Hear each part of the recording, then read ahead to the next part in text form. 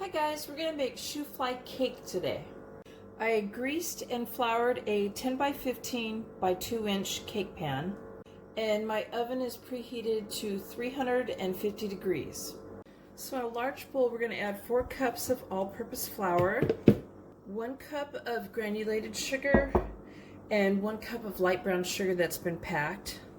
I'm going to mix it up and combine it. I've added 1 cup of cold butter that I chopped into cubes, and it is softened up just a little bit while I was cutting it up, but that's okay. We're going to make crumbs, and I'm just going to use my hands. I'm going to get in there and just move it around, and you could put it in a food processor if you wanted to, or you could use a pastry blender.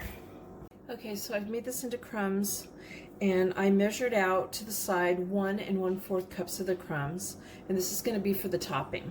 So to the larger bowl of crumbs, I'm adding a teaspoon of cinnamon now, not to the bowl that I set aside, and I'm just going to kind of toss it in there and mix it around.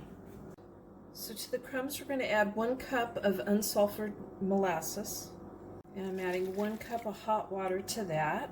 Okay, so I combine this on medium speed, and I'm going to add 1 more cup of hot water now, and I'm going to combine it again. I've dissolved 2 teaspoons of baking soda in 1 tablespoon of warm water, and I am going to, I know I'm mixing it again with my finger, I'm going to add that along with 1/8 of a teaspoon of salt. And we're going to combine this now. We're going to pour it in our pan. I'm going to sprinkle the top with the reserved crumbs.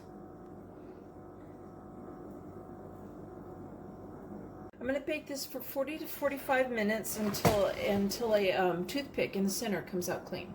I've taken this out of the oven, and I'm going to let it cool a couple minutes, but you can eat this warm. It goes great with a cup of coffee as a breakfast cake, or you could eat it cold. It goes good as a dessert too. So there's the Shoefly Cake. I hope you guys like this video. Please give it a thumbs up, and thank you guys for watching.